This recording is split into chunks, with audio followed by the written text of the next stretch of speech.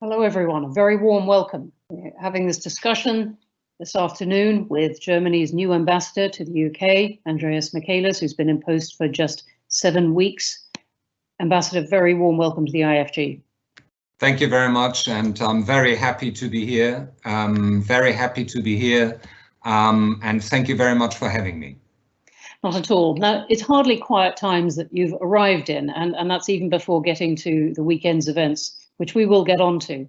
Let me just talk through some of the things that must be on your desk and very much on the British government's desk at the moment. On July 1st, in just a couple of days, Germany is going to take over the rotating 6-month presidency of the Council of the European Union. That's the group of the 27 EU governments. And during this time, Germany is going to need to broker an agreement on the EU budget and the proposed 750 billion euro coronavirus recovery fund. Germany's also promised to strengthen EU discussions on climate change and on foreign policy, particularly with China. And of course, what's on top of people's minds here is that this is the period when the EU will have to forge a new relationship with Britain through a deal, or maybe it will fail to have that deal and have to forge a relationship in its absence. And that is inevitably going to be at the forefront for you as ambassador here. So not a small agenda. Let me start, if that's all right with you, with the point that I came to last, which is on people's minds, and that is the Brexit negotiations. Been drowned out a bit by coronavirus, but they are coming up the agenda really very fast. How big an issue is this in the German presidency? Well, it's an important issue, no question. But I think I have to say, because we've discussed this in Berlin and Brussels for many weeks, our main focus right now has to be on the recovery of the economies of the European Union.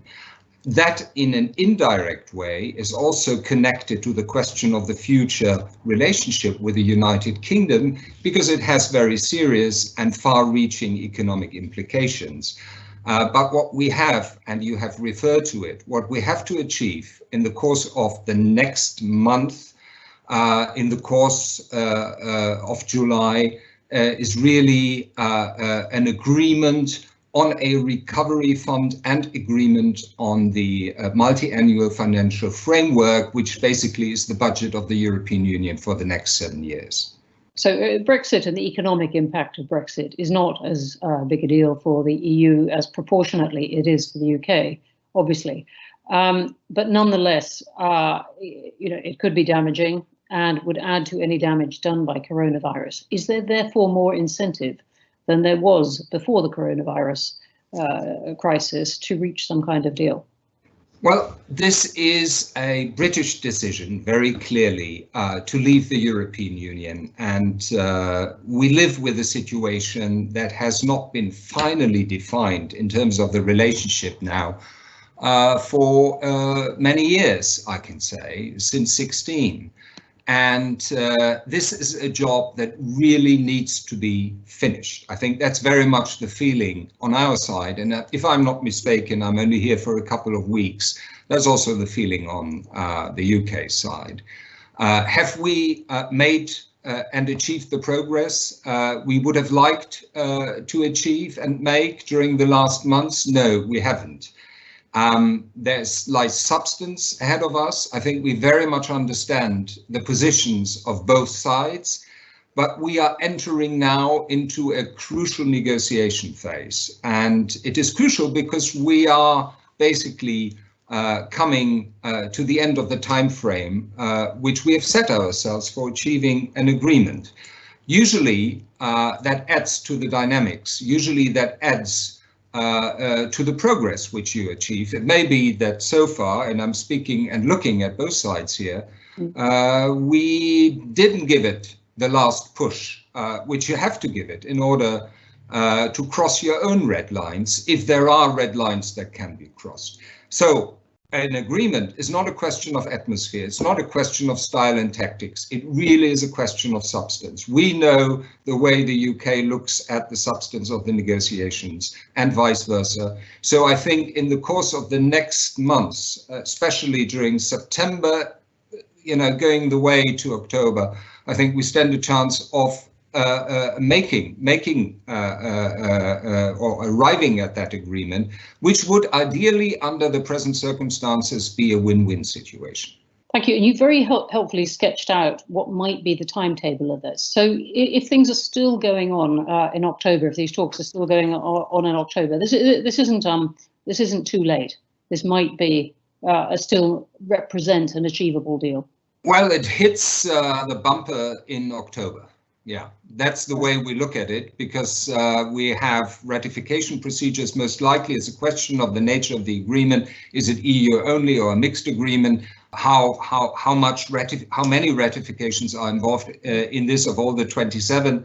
But it will take time, and the European Parliament also, in any case, whatever kind of agreement, will need time to look at it, to look at the result of the negotiations. And it will be the heads of state and government, certainly, who have to deal with the result that is being achieved by the chief negotiators before that. So if you put everything together, I think realistically, we hit the bumper in October. Can you just take us into the ratification question a little bit? Because I think it's not always that well understood over here. How difficult is it, and how much time does it take up?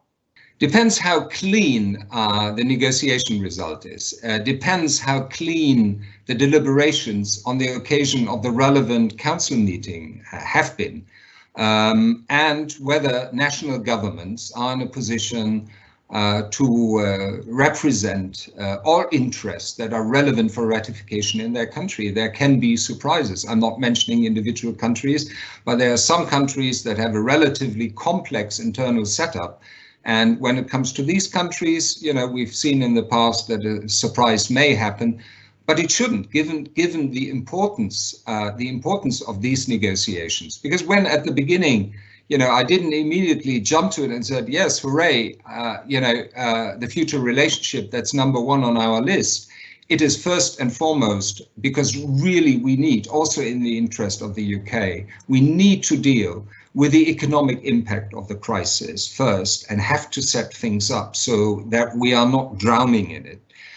But the second is, and that's stating a clear objective for our presidency, to do a most responsible job here. So there is no complacency when it comes to the presidency. But by the same token, if we want to succeed in this, it has to be the chief negotiator, Barnier, who is the one that is supported by us and takes us over the finishing line. How big an obstacle is fish? We heard this, particularly in the past month or so, that this issue, you know, small economically, very big symbolically on both sides, is one of several stumbling blocks. Is it your sense that both sides are actually moving forward past this? You know, that's a difficult question, because in the past, fish has been difficult, clearly difficult. And it goes far beyond its immediate economic dimension for each and every country. We are counted as one of the 8 coastal states. But I think I'm doing justice to our own country if I say that the fish issue by itself is not an issue that looms so large that it really shapes the way we look at the negotiations. It is an important element, and it's important for the negotiators, but from a national point of view, it is one aspect of many that need to be addressed. So that's very different in the case of some other member states, for whom this is an absolute core issue, and we have to take account of this. And we, acting in the presidency role, are moderators. You know, we have 2 roles. We continue to be a member state of the European Union with national interests, even in this phase. But first and foremost, I think as the presidency, we should and will act in a moderating role. So this is important, the way our fellow members in the European Union feel about it.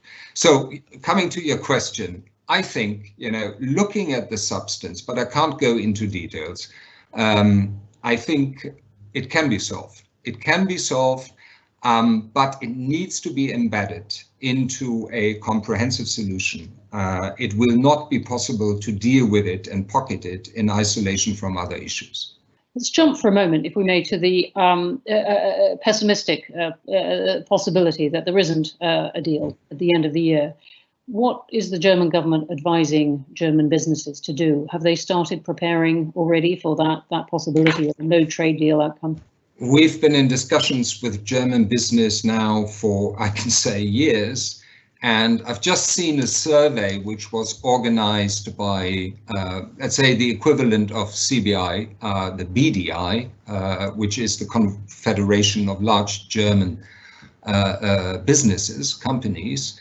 And when you look at the feedback which they receive from their members, there is a vast majority of companies and enterprises who say thumbs up, we are prepared, green light. More than 70% say we have done and taken the necessary steps which we need to take to be prepared. I think this is very different from the situation we were facing a year or 2 years ago, because you know what I encounter, what I also encounter in the short period that I'm here in the UK is some pessimism. I think there is pessimism when it comes to the question of whether we achieve a negotiated agreement around zero tariffs and zero quotas. And personally, I believe that is still possible. That is possible. And as the presidency, it is our job, together with the with the negotiating team and the Commission, to really make it possible. Yeah. Let's turn to the vision of the EU without the UK in it, and what actually that means to the EU. And I would love to hear your thoughts on whether the UK's exit has actually made it easier for the EU to forge ahead with some of its big schemes. For example, the Coronavirus Recovery Fund, which the UK might not have endorsed in quite this form. I mean, where does the EU go now with the UK outside? If you allow me to just take 2 steps back before I start to answer this question, and by 2 steps back, I mean to look at the Union before the Corona crisis hit us, because we saw ourselves not in crisis, but seriously challenged by international developments. I think very clearly the rise of China, some irritations with regard to the transatlantic relationship, some of the internal difficulties we were facing inside the European Union, within member states, but also to some extent even between member states.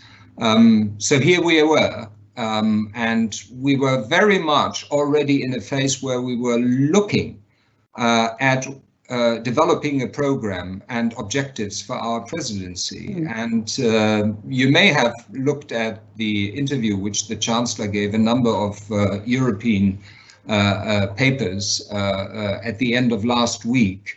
It's interesting to look at this interview, which was, I think, published by The Guardian, because it shows that we are not just looking at the impact of the Corona crisis, which mainly has economic and financial implications.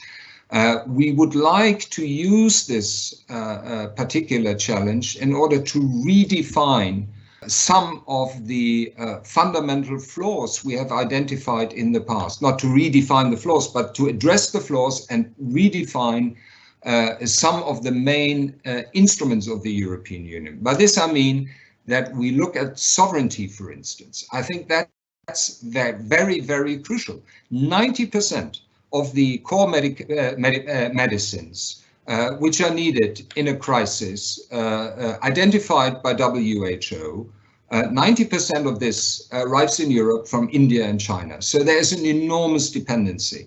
We were already looking at this question in different contexts of industrial policy before it. We were looking at it in a digital dimension, because we were very much underperforming in Europe as far as digital infrastructure and digital networks are concerned, but also company performance in this field. So while we were preparing the presidency, we were looking, without looking at Corona and its impact, we were trying to find a way how we can take the union forward. Now, what we would like to do now, and that's very important for those who are dealing with the difficult decisions, because they will be costing a lot of money, which we have to take on the recovery fund, for instance, is that it is not just about spending money to create some activity and overcome, which of course also sometimes is justified, all the dangers of unemployment and recession in your economy.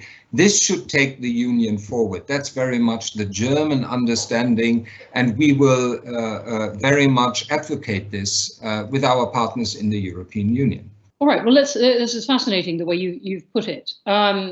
Let me then, with you, dig into some of the ways, some of the things that coronavirus has shown the European Union. I mean, it is very striking that every country chose to do something different in the beginning, and really markedly different, almost like a European laboratory. All right, the whole world is, in a sense, a giant experiment with governments deciding to do different things. But it was very striking, given the ambitions that you've just described for the European Union to work together, to have kind of common policies on things, that all kinds of things, particularly over travel, were dealt with differently by the countries.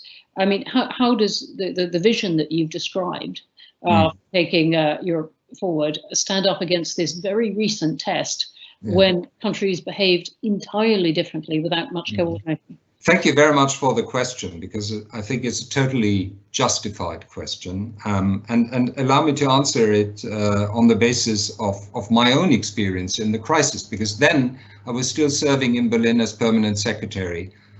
And we had an emergency task force of various ministries in which I was working from the very first day. I can only say, we were not prepared. So don't believe a story that, Germans were prepared for the crisis. I think we were not prepared, because we were looking at each other's face. It's all right. I actually hadn't heard that story. So the immensity, I can not believe it, but yes, go on. Yeah, the immensity of the task, it was, we thought, how do we get through this? And then started to work on it, basically. So take PPE, for instance. In terms of PPE stocks, we were not prepared at all.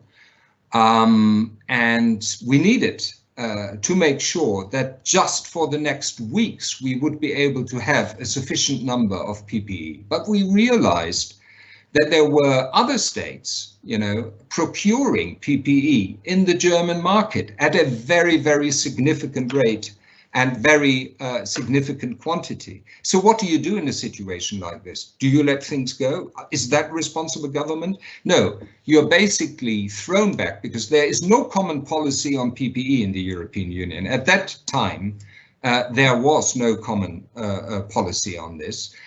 So basically, you have no chance, if you want to act responsibly vis-a-vis your own people, but to take the steps at the national level. And this is what we did, what France did, what others did. The question is really, how do you feel about it? We felt very embarrassed about it from the very beginning, because you could feel, I have to do it, but I don't want to do it. So we immediately, and we as a collective we of the members of the European Union, started a process that we want to redefine it. We want to define a policy that makes it possible to act in solidarity among members, and to avoid really that we have the smallest common denominator at the end. And this is, I think, what we achieved. Look at the travel policy now.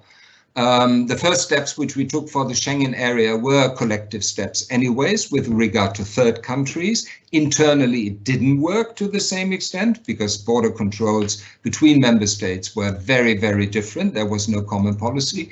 But as we are moving out, I think now we have far more defined policies that are very sensitive with regard to the interests of our neighbors. And this is how it should be. And just for the record, was it open to the UK to join European efforts on PPE once that those began to come together? As far as I'm informed, with regard to one specific activity or program, yes. And just one other difficult example, if I might, which is Hungary. and the emergency powers that it brought. The government gave itself when the emergency descended. The European Union was criticised for not having very much response to this this action by one of its members, obviously since amended. Yeah, we have to work on rule of law standards in the European Union. We clearly feel, because that's the very essence of our value base, and so we need to defend it. We need to operate on its basis. You know, I'm not here to judge whether this or that member is deviating from that basis or that platform which we have collectively defined for us. For this, we have procedures, we have mechanisms, we have the so-called Article 7 mechanism, which, you know, I'm not sharing a secret with you, doesn't work very well. But we have started, not in the presidency role, but already a while ago, with other members in the European Union, a kind of peer review, voluntary peer review mechanism. And we have made some progress with it. What it takes is constant dialogue, because we are an open society. Not everything has to be legally based. It can also be done in the public and political sphere. That's important. But one element we will look at as the presidency very carefully. There's a proposal of the Commission that funds that are being transferred in the context of the multi-annual financial framework, the budget of the European Union. Look at cohesion and structural funds, for instance, the money that is being transferred to members, that this has to be couched into some kind of conditionality with regard to the rule of law. Why? Because we want to reduce the sovereignty of members who are members in the European Union, but because the money needs to be spent, it's our taxpayers' money also needs to be spent on the basis of clear criteria and very clean mechanisms. And for this, we need the rule of law. So the Commission has made proposals into that direction, and we will follow it up positively. Speaking in a sense of the rule of law, I wonder if you could take us into the current discussion about the ruling by the German Constitutional Court and the implications for the European Central Bank lending, particularly over coronavirus. Well, to be very honest with you, there is no discussion anymore. I think it was a surprise when it came. It was discussed for a couple of days. But I think we have a very German way of understanding our own constitutional reality here and the Constitutional Court. We take it totally seriously, also in its rulings, but you have to also read the small print, and you have to put it into the relevant constitutional framework. So that's a very airy response to your question. If you draw a line, what it really means is, it looks different from what it is, this ruling. This ruling basically, because it could have obliged the Federal Reserve, the Bundesbank, to stop its cooperation with the European Central Bank, or to implement certain policies. The Constitutional Court very clearly didn't rule in this way. So what the Constitutional Court would like to have is an explanation and a weighing of certain options with regard to the policy that was conducted or implemented in 2015 by the ECB. I know that sounds totally technical, but what it really means is that all the rulings of the European Court are legally binding in Germany and not challenged by the Constitutional Court. So from that point of view, some of the excitement which I could observe and follow in some of the neighboring countries is not necessarily shared when it comes to our discussion. No, that's fascinating. I'll make a point of that. These are internal questions, if you like, to the EU, but you mentioned some of the external ones, and in particular China. And Germany was, early, very early, in helping its businesses set up footholds within China. This is going back decades, and has always, extended those ties with China. How is Germany going to pursue this under the presidency? Well, it is one of the priorities of our presidency to work on the relationship between the European Union and China. A lot needs to be done. We had hoped to be able to organize a summit with China in Leipzig during the month of September. Because of the corona situation, we will not be able to organize it during that month, which we very much regret.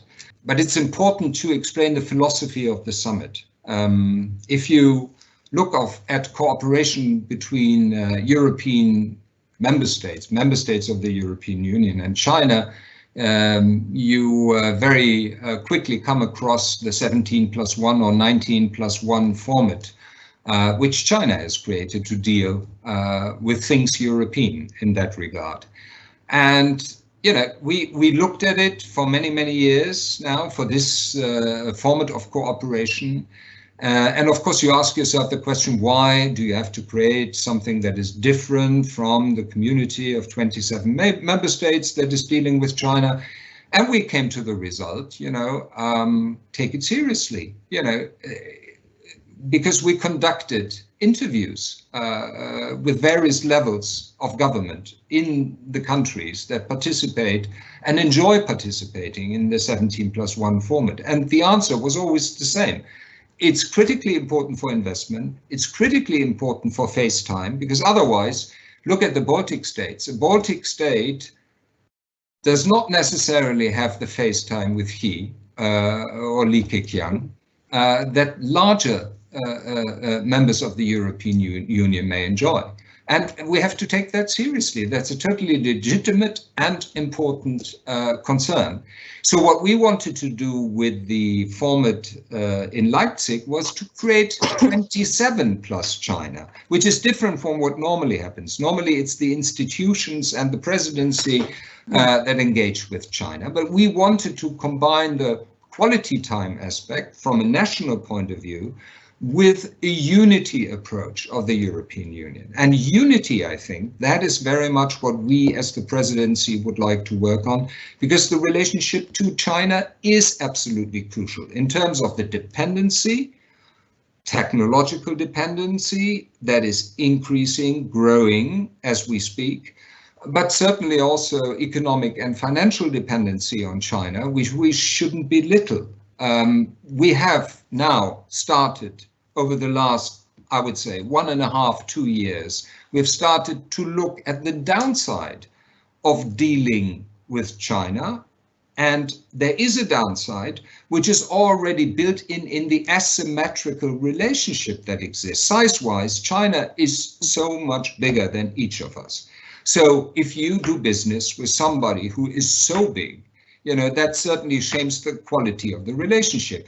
But that takes me back to why it is so important to develop a kind of unified European China policy, because only then will we find ourselves, if at all, in a position to speak to China at eye level. And that is what is required. And we have to do our homework. So we also concentrate on the China homework question at the same time, because in terms of industrial policy, we have made many, many mistakes in the past. Take, for instance, the example of the European rail industry, the fast rail system or fast rail networks that exist mainly in Germany and in France. You know, they compete against each other instead of combining their strength. And according to European competition law, they're not even allowed to go for a merger. So these are questions that have to do with sovereignty. Where are we able to compete even with such a powerful partner like China? That's fascinating, and particularly your point about what it might do to European competition policy and the sense of companies, you know, within the European Union. What does it do, though, to European Union's relations with the United States, where we may or may not get a new president in November? But either way, it seems to me, there is such a degree of apprehension within the United States, and particularly within Washington and Congress, about the rise of China, about the antagonistic moves it's made in its neighborhood, and one that really stretches across both political parties. And surely that then colours the US's relations with the EU if it sees the EU very determined under the German presidency to keep up a close dialogue with China. Yes, but it's difficult to be short on this one because I think we've had hours and hours of most interesting conversation with our transatlantic partners on the China question. There are differences of interest, very clearly, doesn't surprise anybody. But I think I would say it has mainly, if there is tension between the transatlantic or in the transatlantic partnership with regard to China, it is due to a policy on the US side which is, flat foot on the accelerator.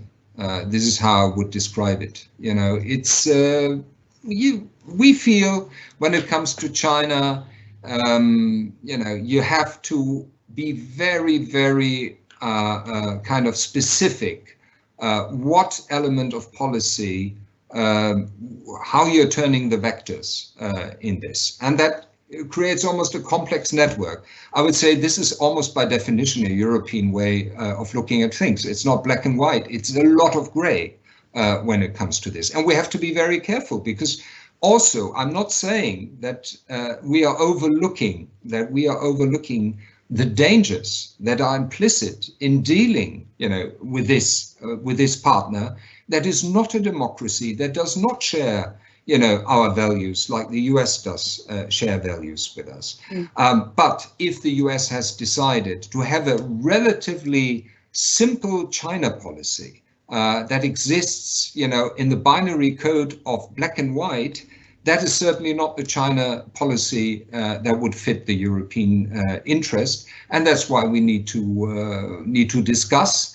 And I think what is totally out of place is that we are suddenly urged or commanded to adopt certain elements of policy which are not decided in Europe but are decided in Washington, because that is a problem in the transatlantic dimension at the moment when you look at the sanctions regimes that are rolled out and are not respecting what I call European sovereignty. What would you say to the American jibe, more explicit under this president than before, but there for some years? Is Germany now going to contribute more to its defense? Well, definitely, because our GDP will decrease. So we are closer to the 2%. This is exactly the answer I would never have wanted to give the US side. But it's a statistical effect, because we will continue the level of our expenditure, but because our GDP, corona related, will decrease significantly, well, we are really moving up. All right, that's a bigger percentage, but that's not more money. Which is but that's sorry to say, because we always said, don't look at the 2%. That's not the story, because our GDP was increasing enormously. We had really, really good years before corona hit us. And during those years, it wasn't easy, even if you decided to pour a lot of money into your defense and go up. So the graph really, really moved up, but at the same time, because GDP is growing, you just don't make it towards the 2% in the way that is appreciated by the US. So I hope we find a way of actually looking at, what we spend on defense, and we have taken very important decisions in that regard, because we have really, really improved our defense expenditure. And at the same time, we are also going for significant structural changes when it comes to equipment and the structure of our forces. And where does this put the UK? The UK outside the EU, what does the EU want from the UK in terms of its foreign and security relationships? We really, really depend on this exceptional quality of the UK as a defense and security actor, no question. But we do cooperate, we do work with the UK within NATO, so that's not changing. The question really is, and we wanted to discuss this from the very beginning of the discussions and negotiations about the future relationship, we wanted to discuss the question how the UK relates to CSDP structures in the future? And the answer was, we don't want to discuss it. The UK's line, and Michel Barnier has found it a point of frustration all the way through. Yeah, but it's also a point of frustration if you go to the Bundestag, our parliament, and speak to members of parliament. They tell you the same story. They don't understand why there is no willingness to discuss it. It may be that, at a later stage, we can do it and we are not losing in terms of quality. But this is certainly one aspect of the relationship that is particularly important to us. Take, for instance, one area on which, for reasons of migration and security and economic development, we have refocused our attention in Germany, and that is the Sahel area in Africa, which is crucially important in security terms. We have never been there. It was always a French job, to be a security provider. The UN then stepped in with various missions, but the European Union is also very, very present in this part of Africa. And we take a very active role in the missions of the European Union that are training police, that are training armed forces in these countries, from Burkina Faso to Niger and Mali. And we feel this, and I think it's also shared in Whitehall, we very much, kind of feel that this is something where the UK should move with us shoulder to shoulder. So that's one area where it really counts how our future. I quite take that example, but what I'm thinking of as you're talking is the outrage in the European Union that there was when Theresa May said very early on with the Brexit referendum, well, look, Britain's strength in security and intelligence is going to be a bargaining chip. And a great uproar saying, look, this kind of thing is too important. This is about our collective good. You can't have that as a bargaining chip in a negotiation. And so in a way, we have the UK position now that separates these things. So we'll discuss that separately. So I must say, I can see where the UK position has come from. But what I'm saying is we are losing precious time. We're losing precious time because that's why I picked the Sahel region, an area in which we were not particularly active in the past, but need to be active as of now. Well, we had the announcement over the weekend that the government is appointing David Frost, the Brexit negotiator, as the National Security Advisor. So is this a step of enormous efficiency, bringing all these issues together? Is it your wish come true? It's not for me to judge. It's not for me to judge. We run a different system of government, so it's really for the British government to see how it works. Reform by itself, I think, is a positive step forward. You should not remain idle when it comes to this. Okay, well, very diplomatic. There's going to be an IFG comment on this kind of thing, but we're wondering whether the National Security Advisor role is quite going to have the force that it did previously. Let me. We've now got some Ambassador. Thank you very much indeed for those answers. We've now got some questions coming in from people. So let me fire one or two at you, if that's all right.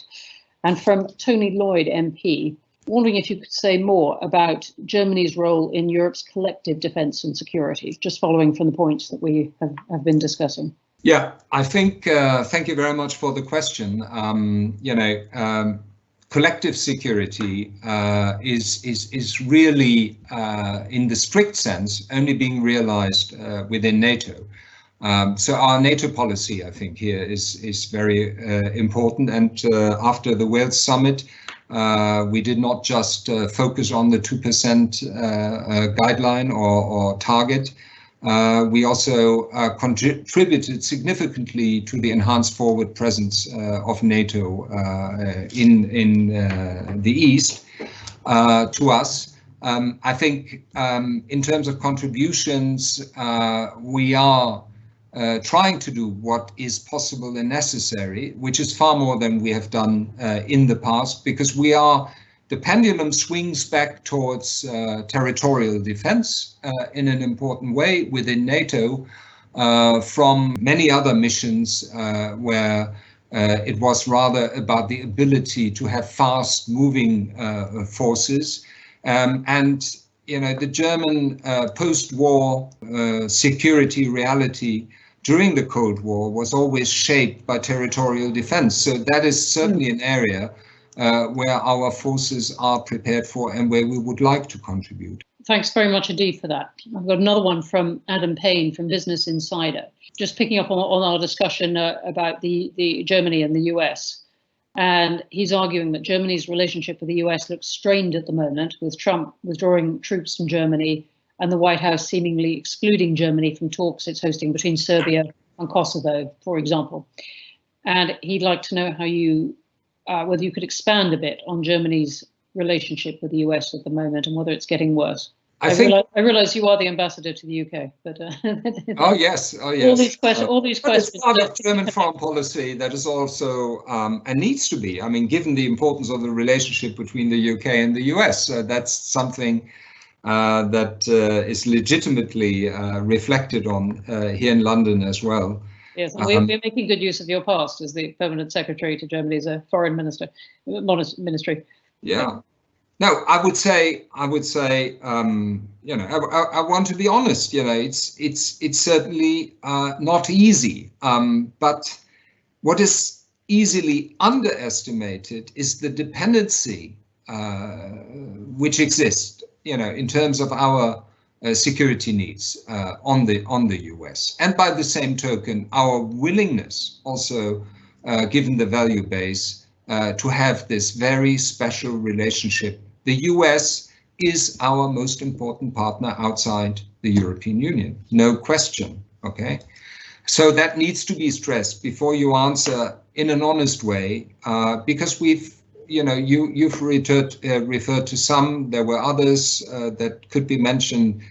We've seen irritations in the relationship, and I've mentioned, you know, as an example, the question of secondary effect of US sanctions regimes on, for instance, decisions you take with regard to your energy supply. And that is something that makes life sometimes across the Atlantic more difficult. But we are you know, really investing into the relationship to an extent, it's not always visible, to an extent that we can keep it, you know, as stable as it is at the moment. With all the shortcomings in terms of information policy, things are being decided and not consulted before, so this untidiness that has crept into the relationship, that is certainly something that worries us, where we would like to make that extra step forward and say, you know, let's work and let's cooperate on the basis of the trust and the quality of relationship which we have enjoyed in the past. But the centrality, especially as a security actor of the US, is not in question. When it comes to economic questions, again, then, you know, my impression is there are two teams on the US side who compete with each other. There is a team that says, you know, economic relations are mainly shaped now. Referring back to the negotiations between the UK and the European Union, by framework agreements with regard to trade and investment. And the rest is a question of the market and the strength of the companies and the competition, etc. That is certainly for a free market economy country like Germany and I suppose the UK, that is what we stand for. But there is another group that is trying to arrange for business deals that are organized, that are kind of prepared in a way that does not suit the fairness conditions at which we strive when we set the frameworks right. So how we cope, you know, under these pressures, that's very much shapes the reality at the moment in the transatlantic.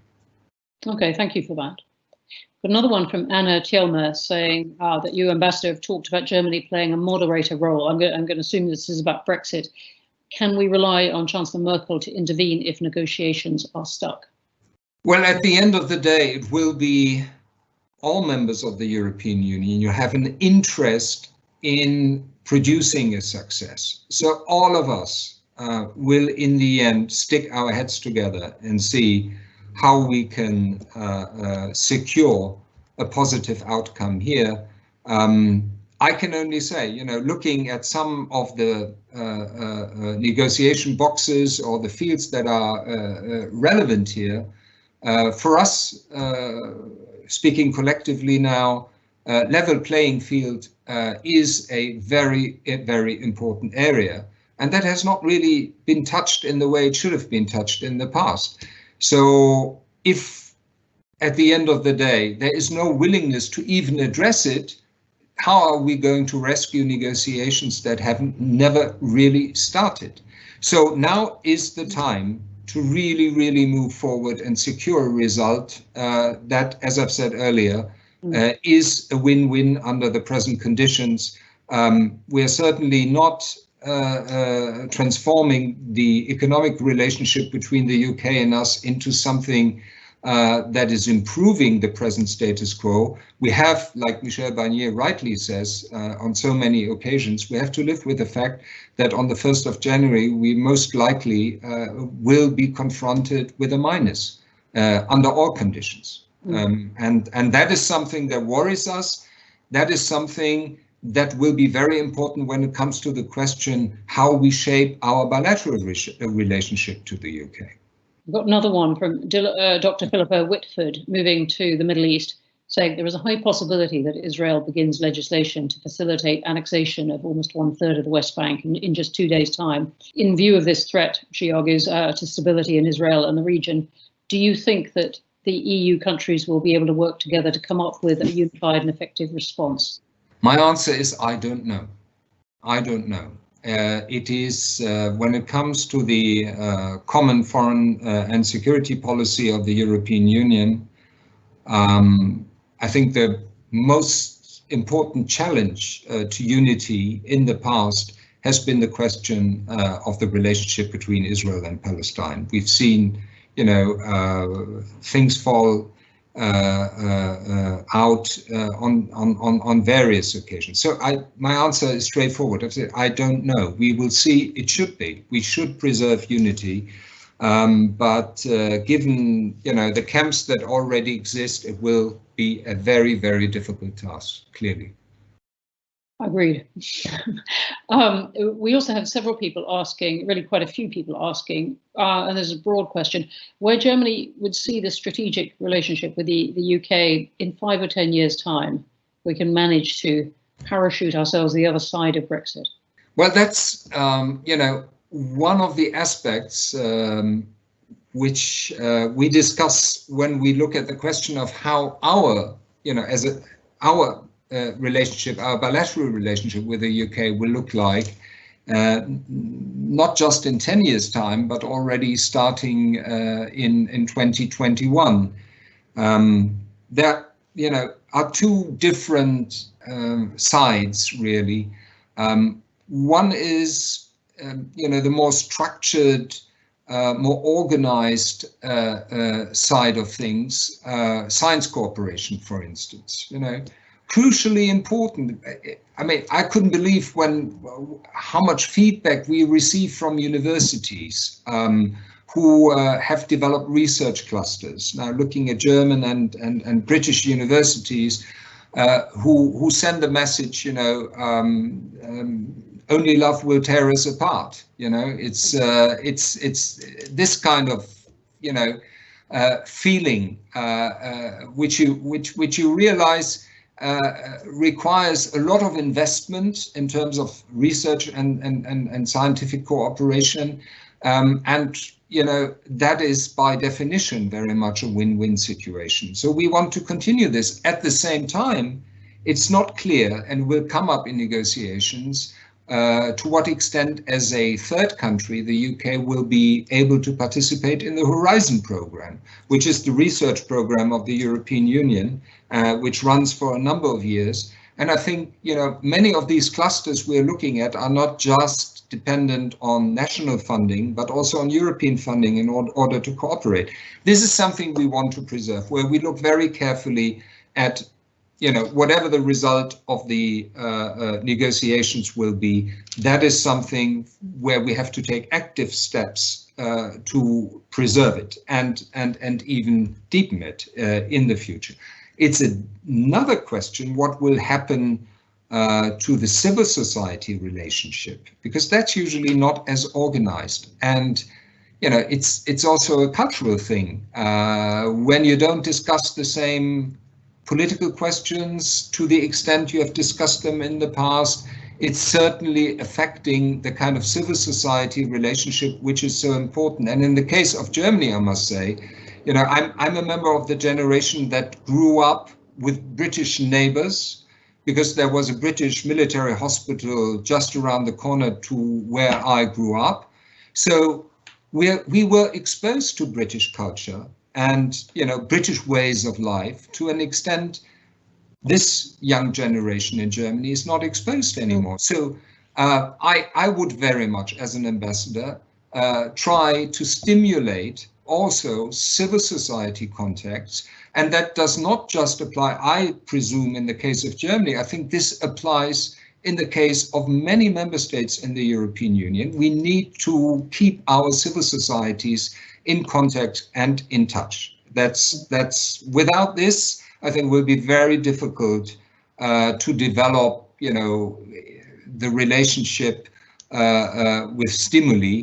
That by itself for the economy or for science is not going to work. Well, that's a lot of talk and hope about collaboration there. There was obviously an early decision by the EU not to include the UK in Galileo, which is still stinging for the UK, despite the UK's past financial contributions to that, and the UK is now having to try and find backups or replacements for that, not with huge success so far, it seems. Does the reality and the sort of sourness of some of this cut across what you've just been arguing? Well, with regard to this decision, I see your point. This is what I would like to say. But then again, sometimes circumstances and legal frameworks are difficult. But I can understand how the UK came out of this and how you feel on the British side about it. But like you've said, and like I've said just now, it's a way of how we look at each other. And that's, not a material question. That is very much a question that has to do with the way our cultural environment develops against the backdrop of the withdrawal from the European Union. And I can only say whatever, because we in Germany are supporting, also in this crisis, are supporting our cultural industry, really extensively. This is something which we need to continue also in the months ahead of us, and with the means available to us, this is what we will do. But like you've said, in the end, it depends on each and every person on both sides of the channel. Thanks for that. Got quite a few questions come in which are on the same area as things that we've touched on already. Robert Morland, I'll give you one on Israel. I think we've got as close to that as we can. A slightly different one, though, from Emilio at Politico. Can we expect Angela Merkel to be talking to Boris Johnson about the Brexit negotiations more frequently while Germany holds the presidency? I can't say. I'm not in the position anymore to ask my colleagues at the Chancellor's office what her schedule looks like. I can't. We've got another one from IFG, from Georgina Wright, saying that Germany and France have mooted the idea of European Security Council with the UK at the table. Could that work? From the very start, I thought it's an interesting object of discussion.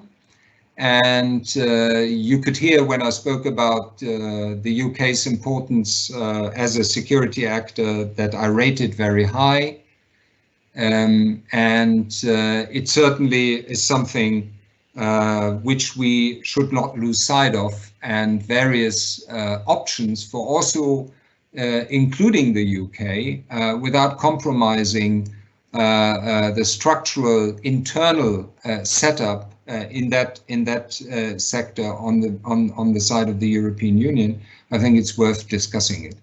Thanks. And we've got one challenging you on your view about prioritizing trade with China, or accusing Germany of putting that interest ahead of human rights and democracy, and wondering whether Germany in the presidency might approach the relationship with China, trying particularly to pursue questions of human rights and, for example, over Hong Kong. Yeah, but we haven't done it in the past, and it's a question of how you approach the Chinese. We have addressed Hong Kong and Xinjiang in the past as very important issues in the relationship, and there were two promising steps recently that also showed that when it comes to the human rights aspects of the relationship of Europe or the European Union with China, unity can work, because quite surprisingly we were able as Europeans to agree on relevant human rights resolutions. So there is a platform from which we can obviously operate jointly as members of the European Union. And that has to include the human rights dimension, no question. And we're really coming to the end of this now. Thank you. It is the curse of these things that lots of terrific questions start flooding in towards the end. So apologies to those I couldn't get in. Let me just ask you, Ambassador, no one could accuse you of not having traveled around the country so far, because it's been impossible during lockdown. But I wondered what you were going to do to take account of the fact that the UK is very much a country with devolved nations within it, and that's really we've seen that in coronavirus as Wales, Scotland, and Northern Ireland have gone their own ways to some extent, and what effect that has on Germany's approach to the UK, including in some aspects of the Brexit negotiations. Yeah, I'm still learning, I must say. I was surprised, for instance, in a positive way, by learning how far-reaching in terms of geography our business interest in this country is. This I could already learn very early on. So it's not just focused on London, but because a lot of German companies represent industry. It includes the Midlands, it goes further north, and as I've said, I have to learn, and we include our Consul General in Edinburgh in every morning meeting we have at the embassy, because it's digital anyways. So we've also learned to improve the connectedness with our own institutions here in the UK. And, like you've said, it's very, very important. It started with Corona, where we had to learn, it's probably more like at home, where we have 16 different states who can devise their own Corona policies. When it comes to the UK, it's not just centrally prescribed. And what holds true here, I think, also applies in many other areas. Ambassador, with that, we are going to bring it to a close. But thank you very, very much indeed for joining us. I hope you've had a lively first 7 weeks. I hope the rest goes on with just as much interest. Everyone, thank you very much for sending questions, for watching, and thanks to the great IFG team who put this together. Ambassador, thank you. Big thank you, and bye-bye.